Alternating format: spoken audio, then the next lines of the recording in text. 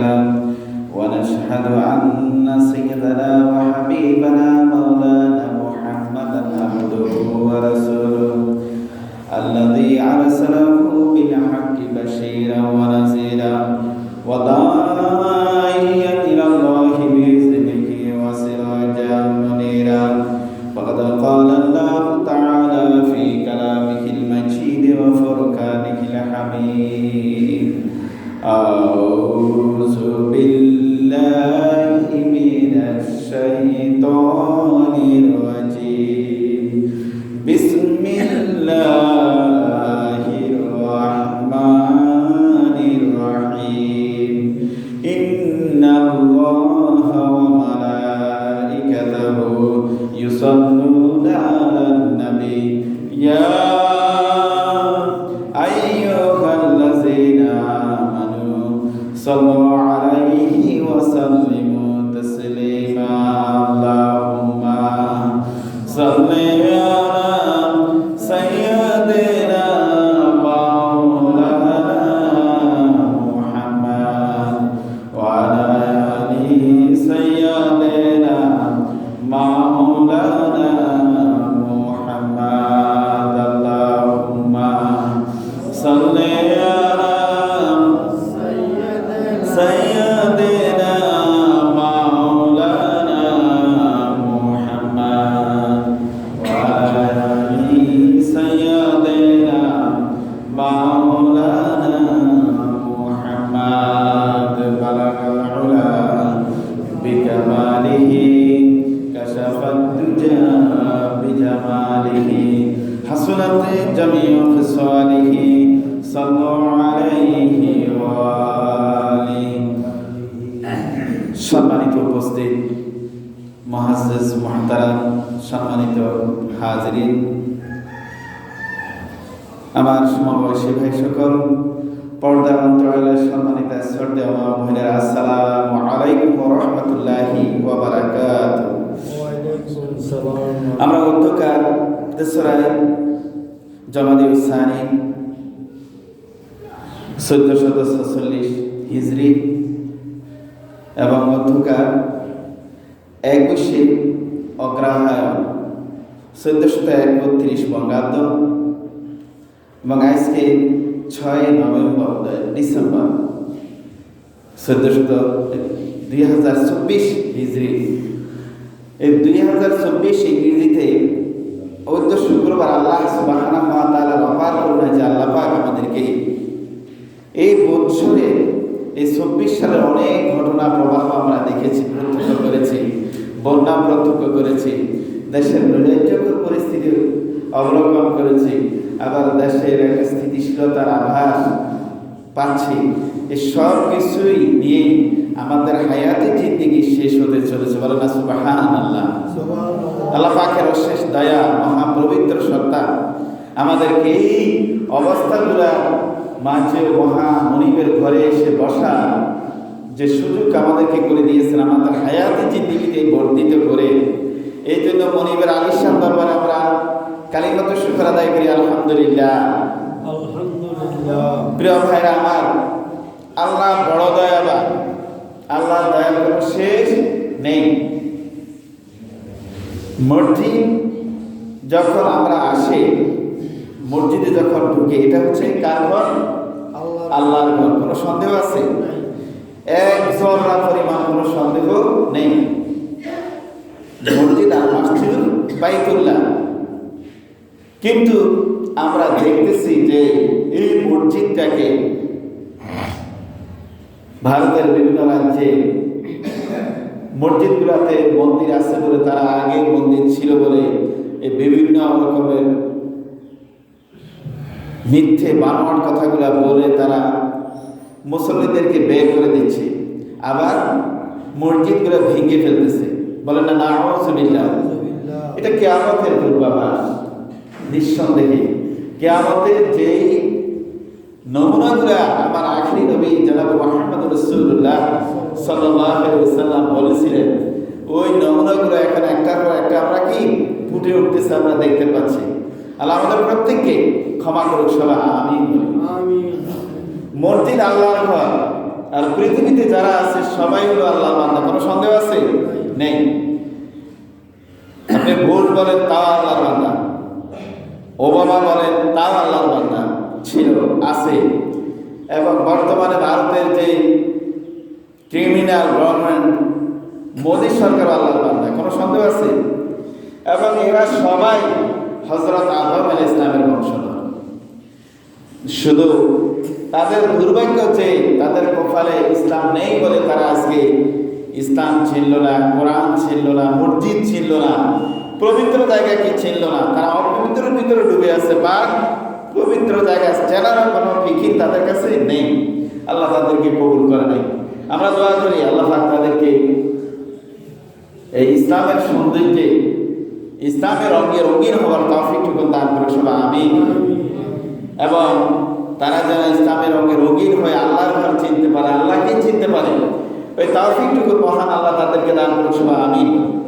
আর যদি তাদের নসিবে ইসলাম যদি না থাকে, ইসলামের সাথে শত্রুতা পোষণ করার প্রেক্ষিত, ইসলামের সাথে দুশ্মনী করার কারণ ছিল, তাদেরকে আল্লাহ পাক নিপাত করে দিক সবাই আমিন বলি।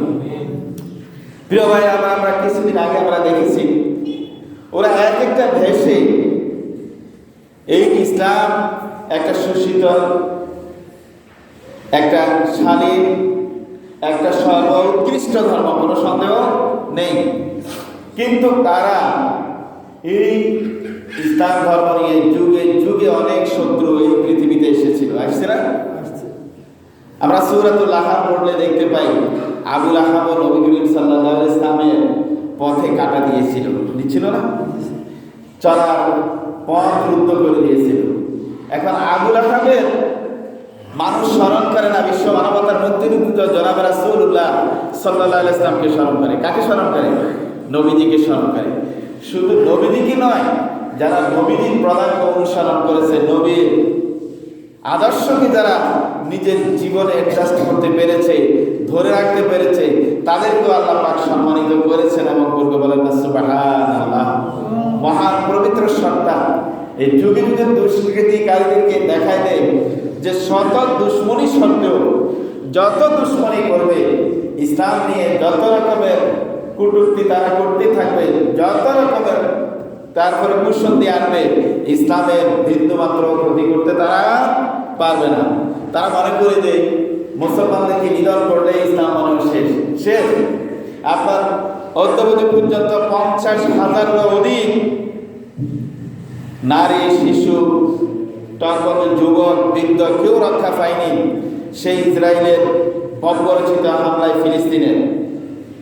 কিন্তু বলেন তো দেখি, কেউ কে ইসলাম ছাড়তেছে না ইসলামে দীক্ষিত হচ্ছে? এরপরেও এই বিভীষিকাময় অবস্থায়ও মানুষ ইসলামের সুশীতল ঝান্ডার ফলে আশ্রয় নিচ্ছে, ইসলামকেই মানুষ তারপরে শ্রেষ্ঠ ধর্ম হিসেবে মেনে নিতেছে। কিন্তু সে বর্বর, সেই তারপরে নাফাক ইহুদিকে কেউই,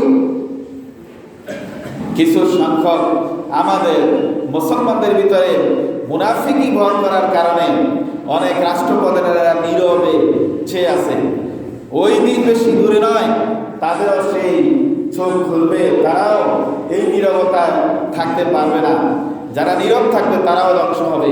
এই ধ্বংসের লেলিয়াম থেকে কেউ বাঁচতে পারবে না, একমাত্র কেবল তারাই যারা শুদ্ধপন্থী, যারা কোরআনের পক্ষের শক্তি, যারা ইসলামের পক্ষের শক্তি, যারা মসজিদের পক্ষের শক্তি, তারা কখনোই ধ্বংস হতেই পারে না, হবে না। এটা আল্লাহ পাক গ্যারান্টি দিয়েছে। ফামান তাবিয়া হুদায়া ফালা খাউফুন আলাইহিম ওয়ালা হুম ইয়াহজানুন। আল্লাহ রাব্বুল আলামিন বলেন, দিনের যখন ছায়াতলে এসে যায় আর যখন কোরআনের উপর সে পূর্ণাঙ্গ ঈমান আনয়ন করে, আল্লাহ রাব্বুল আলামিন বলেন, এই ব্যক্তিদের থেকে আমি ভয় এবং চিন্তা দুইটাই উঠাই দিই। বলেন সুবহানাল্লাহ। ওয়ালাউ আন্না আহলাল কুরা আমানু ওয়াত্তাকাউ লাফাতাহনা আলাইহিম বারাকাতিন মিনাস সামাই ওয়াল আরদ। আল্লাহ রাব্বুল আলামিন পবিত্র কোরআন কারীমের ভিতরে ঘোষণা দিয়ে দিলেন, নগরের লোকেরা, সমাজের লোকেরা, গ্রামের শহরের লোকেরা যখন আল্লাহর প্রতি ঈমান আনয়ন করে আর ঈমান আনয়ন করার পর আল্লাহকে ভয়ের নীতি অনুসরণ করে, তারা আল্লাহকে প্রচন্ড ভয় করে আল্লাহর প্রতি ওইভাবে ঈমান পোষণ করেন। আল্লাহ রাব্বুল আলামিন বলেন, আমি আমার বান্দাদের জন্য আসমান এবং জমিনের রহমতের দরজাগুলো খুলে দেই, দরজাগুলো ওপেন করে দেই। বলেন সুবহানাল্লাহ। তাহলে মুসলমানের কি কোনো ভয় আছে? কোনো ভয় নেই। যত শত্রু গিজ করুক না কেন, মুসলমানদের বিজয় হবে সুনিশ্চিত, এটাতে কোনো সন্দেহ নেই। কিন্তু একজন ইহুদি বলতেছে, দেখো এই সমকালীন ঘটনার কথা, তোমরা যে এই যে বারবার মার খাচ্ছ আমাদের হাতে, তোমাদেরকে যে আমরা এইভাবে নিধন করতেছি, এটার একমাত্র দোষ তোমাদের। একজন মুসলিম এটা শুনলেই বলবে এটা কেমন কথা? একজন ইহুদি আমাদেরকে তারপর ধ্বংস করতেছে, আবার বলতেছে কি তোমাদের দোষের কারণে তোমরা ধ্বংস হচ্ছ। এটার কারণটা কি? এটার এই দোষটা হলো একেবারে ঠুনকো, তোমরা এটা রক্ষা করো না বলেই তোমাদের উপরে বিপদগুলো আসতেছে। আসলে যদিও কথাটা এই সহজ বলে, এটা কিন্তু বড়ই জটিল কথা। আমরা প্রত্যেকটা মুসলমান, প্রত্যেকটা ঘরে ঘরে, প্রত্যেকের মনের ভিতরে এই চিন্তাটা যদি আমরা পোষণ করি, অবশ্যই এটার উত্তর মিলবে যে ইহুদি মিথ্যে বলে না। ইহুদি বলতেছে যে দেখো, তোমরা যেরকম শুক্রবারে জুমা নামাজে মসজিদে এসে প্রচন্ড ভিড় করে তোমরা কি নামাজ পড়ো, দেখেন না? যাকে 5 ওয়াক্ত নামাজের 1 ওয়াক্ত দেখা যায় না, কিন্তু শুক্রবার আসলে পরে সে হয়তো দেখা গেছে মসজিদের একদম প্রথম সারিতে বসে জামা পরে আসে কি বসেছে। ইহুদি বলতেছে দেখো, তোমরা যেরকম শুক্রবারে আর ঈদের নামাজে যেরকম প্রচন্ড ভিড় করে যেভাবে মসজিদে আসে সারিবদ্ধভাবে 2 রাকাত নামাজ পড়ার জন্য তোমরা ভিড় করো, এই ভিড়টা যদি তোমাদের প্রত্যেকটা ফজরের নামাজে যদি মসজিদে হইতো, তো আমরা ইহুদিরা কখনোই সাহস পাইতাম না তোমাদের উপর আক্রমণ করার। বলেন না সুবহানাল্লাহ। আসি এটা বুঝাইতে চাইছে যে তোমাদের ঈমানের যে শক্তি, যে দিন তোমার, সেই তেজস্ক্রিয়তা তোমরা হারিয়ে ফেলেছ। তোমরা জুমাকে পছন্দ করো, অথচ আপনার আমার জন্য ফজরের নামাজ কি ফরজ না সুন্নতে মুআক্কাদা? কোনটা? ফজরের নামাজ। আজকে যারা ফজরের নামাজ পড়েন না, একটু ভেবে দেখেন যে আসলে নামাজটা কি ফরজ না এটা আমার জন্য সুন্নতে মুআক্কাদা ছিল, আর জুমার নামাজটা আমার জন্য ফরজ। জুমার নামাজ ফরজ না, ফজরের নামাজটাও ফরজ ছিল না? কিন্তু আমি অনেকেই দেখা গেছে ফজরের নামাজে জামাতে আসেন নাই। বলুন তো দেখি, যারা নামাজ জামাতে পড়ে না, যারা পড়েন না, একটু বিক্রি করে দেখেন, একদিন কষ্ট করে জুমার নামাজ পড়ে আসি, একটু পায়সারি করে, আপনি দেখবেন সে 1500 বছর আগে মুহাম্মদুর রাসূলুল্লাহ সাল্লাল্লাহু আলাইহি ওয়াসাল্লাম বলেছেন যে ফজর নামাজ বা জামাত পড়ে যখন সে বাইর হয়, আল্লাহর রহমতের ছায়াতলে সে ঘুরতে থাকে। বলেন না সুবহানাল্লাহ। কিন্তু আমরা দেখি গুটি সংখ্যক কোনো কোনো মসজিদে এক কাতার এখন কি পড়তেছে না। আজকে আপনি তারপরে টাউনের একটা মসজিদে ফজর নামাজ পড়লাম, আমি প্রোগ্রামে বের হবে এই জন্য আগাম ওই মসজিদে গেলাম। অন্যান্য দিন দেখতাম যে 3 কাতার 4 কাতার হয়ে যেত, আজকে ওই ফজর নামাজে দেখলাম তাকে 1 কাতারও পুরে নাই। তাহলে এটা মুসলমানদের জন্য কি সৌভাগ্যের কথা না দুর্ভাগ্যের কথা? অবশ্যই দুর্ভাগ্যের কথা। আল্লাহ পাক আজকে নয়, বহু আগে ঘোষণা করে দিলেন, কাল্লা বাল তুকাযিবুনা বিদ্দীন ওয়া ইন্না আলাইকুম লাহাফিজিন। আল্লাহ রাব্বুল আলামিন বলেন, তোমাকে আমি দুনিয়াতে পাঠানোর পর তোমাকে একটা প্যাকেট করে পাঠানো হয়েছে। এই প্যাকেটের ভিতরে তোমার সব কিছু আদ্যপ্রান্ত রেখে দেওয়া আছে। তুমি ফাঁকি দিবা কিভাবে? তুমি পরকালকে মিথ্যা প্রতিপন্ন করো, অথচ পরকালে এর জন্য পূর্ণাঙ্গ হিসাব তুমি দিতে হবে। যখন মুসা আলাইহিস সালামের জামানায় একটা নারী হঠাৎ করে মুসা আলাইহিস সালামের ভাসভবনে আসলেন, ওনার কাছে আসি বললেন, এই জমানার নবী আপনি, আমি আপনার কাছে একটা কথা বলতে চাই। তো এখন নারীটা কেউ দেখে মুসা আলাইহিস সালাম জিজ্ঞেস করলেন, বলো তোমার কি আপনি? কয়েকদিন কি আমি তো পছন্দ গুনাহ করে ফেলছি, বড় মারাত্মক গুনাহ করে ফেলছি। তা কি করেছো? আমি জানা করেছি, সেই জানার ফসল হিসেবে আমার ঘরে একটা সন্তান এসেছে এবং সন্তানটা বড় হয়ে গেছে। এখন আমি এটা যে জঘন্যতম পাপ, এটা আমি আগে বুঝতাম না, এখন আমি হাড়ে হাড়ে উপলব্ধি করতেছি যে এটা পাপ। তুমি তোমার মনিককে বলো, রবকে বলো, আল্লাহকে বলো, আমাকে ক্ষমা করে দেওয়ার জন্য। এখন মুসা আলাইহিস সালাম বললেন যে এত বড় পাপী, বেরিয়ে যা।